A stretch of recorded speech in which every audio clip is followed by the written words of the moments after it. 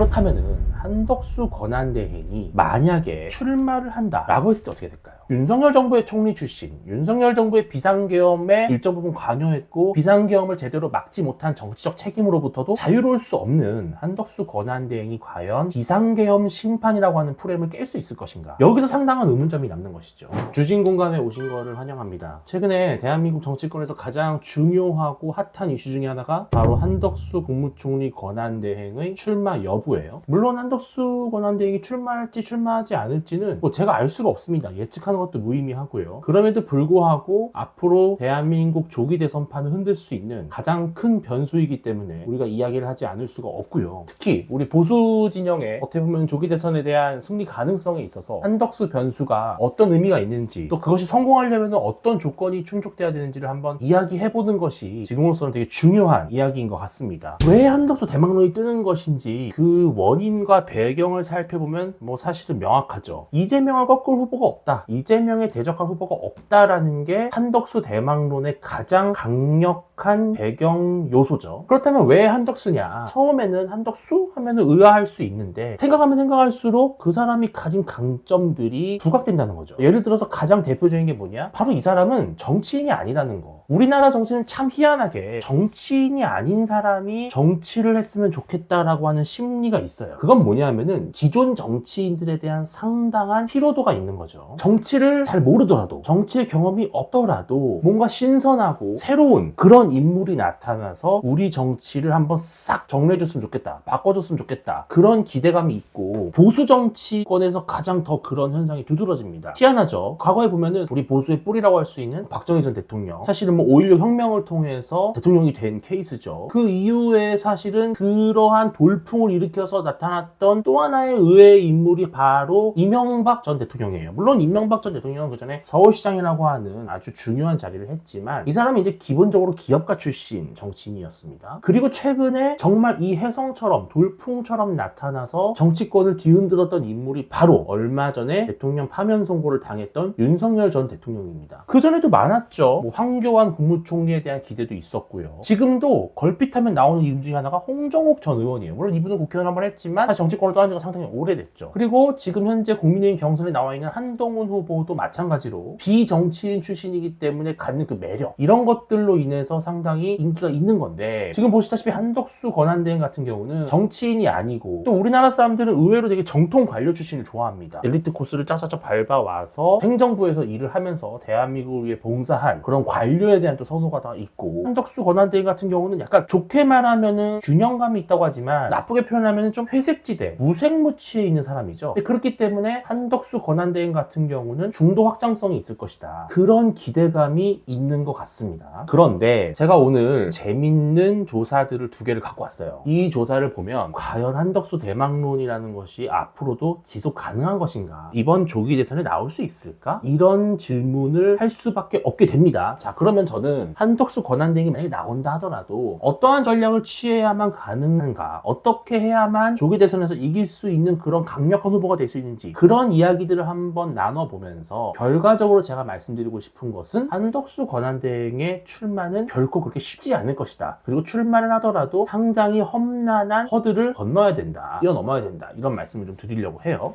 한덕수 권한대행의 출마를 둘러싼 조사가 지난 목요일 4월 17일에 전국 지표조사죠, MBS라고 하는 조사에서 나왔습니다. MBS라고 하는 조사는 4개의 여론조사 기관이 합동으로 실시하는 조사고 상당히 정기적으로 쭉 하기 때문에 매우 공신력이 라고 평가되는 조사 중에 하나예요. 여기서 물어봤습니다. 한덕수 권한대행의 출마에 대해서 어떻게 생각하냐고 물어봤더니 국민 중에, 물론 여론조사입니다, 전체 66%가 한 대행의 출마는 바람직하지 않다고 응답을 했습니다. 상당히 높은 숫자예요. 기대감과 대조적으로 조사상으로는 출마가 바람직하지 않다라는 의견이 지배적이었어요. 한편 출마하는 것이 바람직하다라고 하는 의견은 24%였습니다. 모름 무응답 10%는 이 질문의 특성상 이 모름 무응답이라고 하는 분은 아직까지 한덕수 총리가 출마하는 것에 대해서 상상해보지 않았다는 것이죠. 그 말은 즉슨 그것이 별로 익숙하지 않다는 걸 의미합니다. 지표를 좀 더 뜯어볼게요. 더 자세히 들여다보면 저는 여기서 되게 중요한 포인트를 짚은 게 바로 일단 첫 번째, 지지하는 정당이 있냐 없냐. 지지하는 정당이 더불어민주당이라고 하시는 분들은 당연히 한덕수 권한대행이 출마하는 것이 바람직하지 않다고 대답할 가능성이 높겠죠. 국민의힘을 지지하는 사람들은 아무래도 윤석열 대통령의 총리였고 윤석열 정부의 총리였기 때문에 더 친근감이 있고 지지할 가능성이 높기 때문에 55%가 출마가 바람직하다고 했습니다. 그런데 저는 바람직하지 않다고 한 38%도 결코 작은 수치는 아니라는 생각이 들었어요. 그런데 제일 중요한 부분, 즉 무당층입니다. 여기서 무당층이라고 하는 것은 바로 제가 지난번에도 말씀드렸다시피 중도층, 즉 대선에서 승패를 가르는 중요한 바로미터가 바로 중도층인데, 이 중도층 191명 조사에서 봤을 때는 바람직하다라고 하는 의견이 불과 23%인 반면에 바람직하지 않다라고 한 의견이 49%, 거의 절반에 다다랐습니다. 스코어상으로 봤을 때는 거의 더블 스코어죠. 바람직하지 않다는 의견이 지배적이라는 거예요. 이념 성향별로 찾아보겠습니다. 먼저 중도층이에요. 중도층에서 봤을 때도 역시나 바람직하다 20%, 바람직하지 않다 73%로 압도적으로 반대 의견이 높습니다. 또 지지 성향이 보수라고 하신 분들을 봤을 때는 바람직하다 46%, 바람직하지 않다 46%로 동률로 나왔어요. 이 말은 즉슨 보수 성향이라고 하는 사람들조차에서도 한덕수 권한대행의 출마에 대해서 압도적인 지지를 보내지는 않는다라고 하는 것을 우리가 알 수가 있습니다. 이건 이제 뭐냐 하면은 대통령 지지도에 대한 질문입니다. 물론 여기는 여야 후보가 모두 섞여 있는데 그중에 국민의힘 지지층을 봤을 때 상당히 중요한 현상 중에 하나가 뭐냐, 바로 홍준표 후보가 23%를 얻어서 1등으로 올라왔다는 거예요.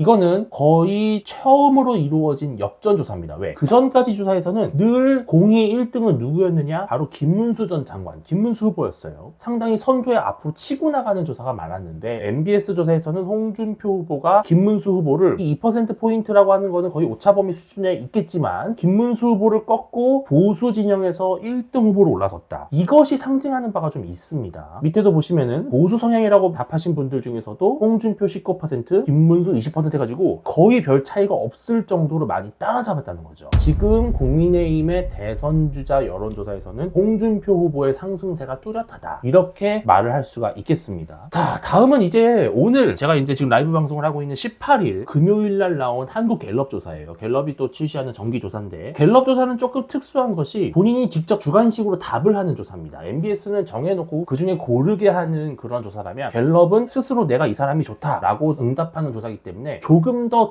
적극적으로 지지하고 진정으로 지지하는 그런 응답이 더 많이 반영될 가능성이 높은 조사죠. 이번에는 이 조사에 한덕수 권한대행도 후보군으로 들어갔어요. 물론 한덕수 권한대행은 출마를 하겠다라고 말한 적이 없음에도 불구하고 역시 조기 대선 출마 가능성을 둘러싼 기대감이 높기 때문에 같이 이제 링 위에 올라간 거예요. 그런데 여기서도 국민의힘 지지층입니다. 국민의힘 지지층에서 봤을 때 홍준표 20, 한덕수 20, 김문수 18, 한동훈 16. 지금 이 모든 지표를 봤을 때는 한마디로 정리한다면 홍준표가 김문수를 제치고 한덕수를 따라잡고 있다, 혹은 홍준표가 한덕수 현상을 어느 정도는 틀어막고 있다, 이렇게 설명을 할 수가 있을 것 같아요. 그러면은 한덕수 권한대행으로서는 상당히 이제 생각이 복잡해질 거예요. 원래는 이게 한덕수 권한대행이 출마를 하려면은 두 가지 조건이 만족이 돼야 돼요. 첫째, 국민의힘의 후보가 너무 경쟁력이 없어서 누군가가 구원투수로 나서야 된다라고 하는, 즉 추대론이 있어야 되는 겁니다. 한덕수 출마 불가피론이라는 게 있는 거고요. 두 번째는 출마의 명분이 있어야 됩니다. 즉 예를 들어서 저번에 헌법재판관 2명의 후보자를 지명했을 때 더불어민주당에서 한덕수 권한대행을 탄핵소추했다면, 그런 일이 벌어졌다면 오히려 한덕수 총리는 출마하는 게 상당히 쉬웠을 거예요. 왜? 탄핵을 당해서 어쩔 수 없이 또 쫓겨난 총리라는 그 서사가 있기 때문에 그런 거거든요. 근데 그런 지금 현재 서사는 없습니다. 그러면 두 번째, 아까 처음으로 말씀드렸던 한덕수가 아니면 안 돼, 한덕수가 아니면 무조건 대선은 져, 한덕수 외에는 선택지가 없어 라고 하는 소위 말하는 대세론이 완벽하게 구축이 돼야만 내가 국민의 부름을 받아, 국민의 명을 받들어 어쩔 수 없이 출마를 할 수밖에 없게 됐습니다 라고 하는 게 가능한데, 여론조사 수치라든지요, 홍준표 후보의 상승세를 봤을 때는 한덕수 권한대행의 출마가 반드시 필요하다라고 하는 의견이 만들어지기는 조금 한계가 있는 것 같아요. 자, 다시 말씀드리면 한덕수 권한대행은 왜 그럼에도 불구하고 높은 기대를 받느냐, 이 사람은 정치인이 아니기 때문에 그래요. 정치인이 아니기 때문에 막연히 지금의 정치인보다는 더 깨끗할 것이다, 더 애국심이 있을 것이다, 더 진실되게 정치를 할 것이다 라고 하는 기대감이 있는 거죠. 그리고 관료로서 또 무색무취이기 때문에 중도 확장성이 있다라고 하는 것인데, 아니 그런데 그러면 왜 이런 조사에서 도대체 왜 한덕수 권한대행의 출마가 바람직하지 않다는 의견이 지배적일까요? 상당히 모순적이잖아요. 한덕수 권한대행이랑 예를 들어서 이재명 대표랑 1대1 양자 대결을 붙였을 때 그나마 높은 점수가 나오느냐. 저는 이거는 인간 한덕수를 지지하느냐 아니면 한덕수와 같은 유형의 어떤 그 인물을 좋아하느냐의 저 차이라고 봐요. 그러니까 한덕수라고 하는 사람이 갖고 있는 이 스펙 자체는 국민들이 좋아하는 스펙일 수밖에 없어요. 어느 정도 고령의 나이로서 안정감이 있고요. 정통 관료로서 정치권에 때가 묻지 않았고 또 여야 모든 정부에서 진보 보수 정부 어디든 넘나들면서 주미대사도 하고 총리도 하고 경험이 상당히 풍부하죠. 그리고 최근에 이제 이 윤석열 대통령이 파면이 됨으로써 대통령 거리 상태에서 권한대행을 맡고 있기 때문에 그 리더십, 안정적인 리더십에 대한 기대가 있습니다. 그러면 한덕수가 아닌 다른 사람이 그 위치에 있었더라도 비슷한 배경과 스펙을 갖고 있었다면 비슷한 기대를 받지 않았을까? 이런 생각을 해보게 되는 거죠. 즉 정말 우리 국민들이나 보수 지지층이 인간 한덕수를 지지하느냐 아니면 한덕수의 위치에 있는 그런 사람을 잘해주기를 바라는 것이냐. 저는 이 두 개의 심리가 서로 조금은 결이 다르다고 생각을 하거든요. 그렇다면은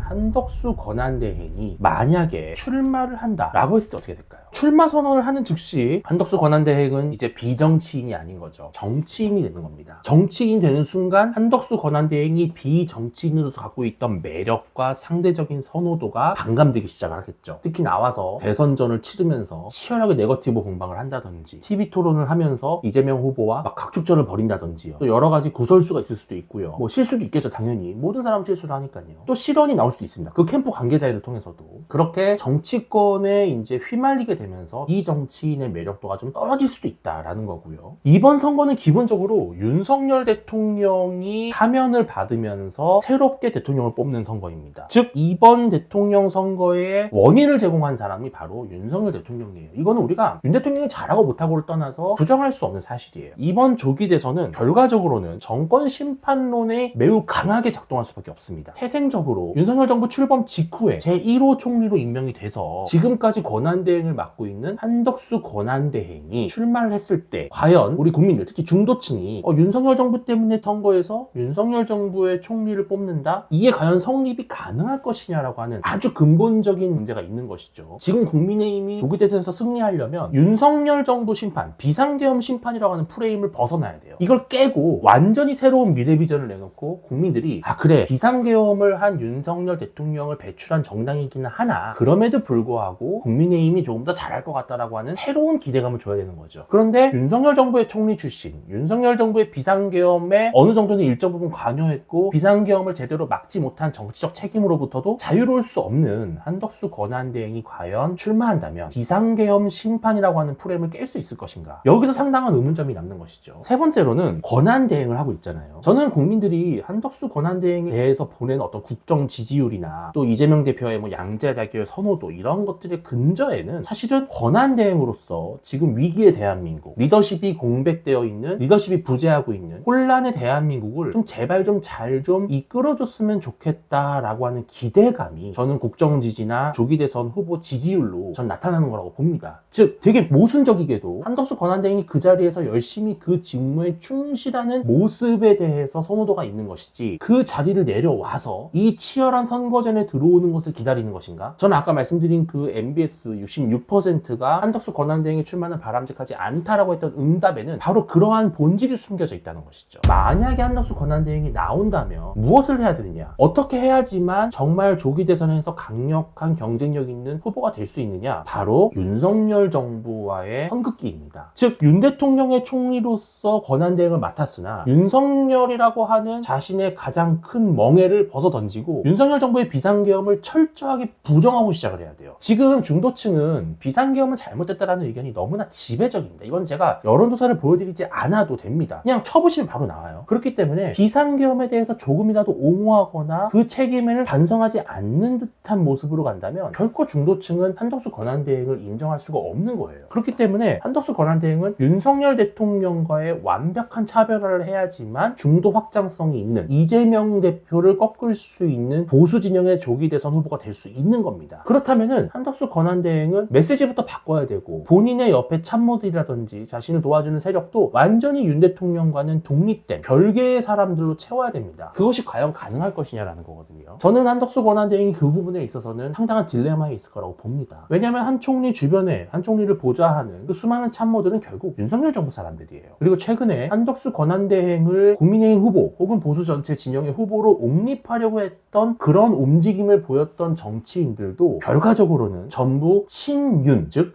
윤석열 대통령을 상당히 옹호하고 지지하는 정치인들 몇몇이었습니다. 저는 그래서 한 권한대행이 과연 자신의 어떤 한계, 주변에 둘러싸고 있는 이 여건을 완전히 벗어던지고 중도 확장성이 있는 또 윤석열 대통령과 완벽하게 선을 그을 수 있는 그런 조기 대선 후보가 될 수 있을 것이냐. 만약 그렇게 할 수 있다면 한덕수 권한대행은 정말 중도 확장성 있는 강한 후보가 되겠죠. 마지막으로 말씀드리고 싶은 건 조기 대선에서 민주당의 이재명 대표를 꺾을 수 있으려면 지금 언론에 많이 나오는 반명 빅텐트를 쳐야 됩니다. 즉 이재명 대표를 반대하는 사람이라면 누구나 그 안에 들어와서 하나가 될 수 있도록 큰 텐트를 쳐야 된다는 것이죠. 바로 그 텐트를 치는 사람이 조기 대선에서 이재명을 꺾을 수 있다. 그리고 그 텐트를 칠 수 있는 사람 중에 하나가 한덕수다. 이런 얘기가 나오는 것인데, 자 생각해보세요. 이준석 후보, 그리고 뭐 아직은 출마 선언을 했는지는 불분명하지만 어쨌든 뭐 이낙연, 또 이런 사람들 있죠. 또 중도로 나와 있는 여러 가지 후보들도 보면 이 사람들이 국민의힘이 치는 빅텐트에 들어오려면 명분이 있어야 돼요. 근데 가장 중요한 명분이 뭐겠습니까? 바로 비상계엄에 대한 성찰과 자성부터 시작이 돼야 되는 것이죠. 이준석 혹은 이낙연 이런 사람 입장에서 비상계엄은 잘못된 게 없다라고 하는 주장하는 후보에게 과연 힘을 실어줄 수 있을 것인가? 그 순간 본인들의 정치 인생도 끝날 수도 있다는 위기의식이 있는 거거든요. 저는 그렇기 때문에 한덕수 권한대행이 과연 나오더라도 정말 본인의 한계를 극복하고 친윤부터 반윤까지 모든 세력을 아우르는 빅텐트를 칠 수 있을까? 저는 조금 더 지켜봐야 된다고 생각을 합니다. 오늘 한덕수 대망론에 대해서 한번 우리 주진공간에서 이야기를 나눠봤는데요. 다음에는 또 새로운 조사와 지표를 갖고 앞으로 있을 조기 대선, 국민의힘 경선 구도를 한번 계속해서 파헤쳐 보도록 하겠습니다.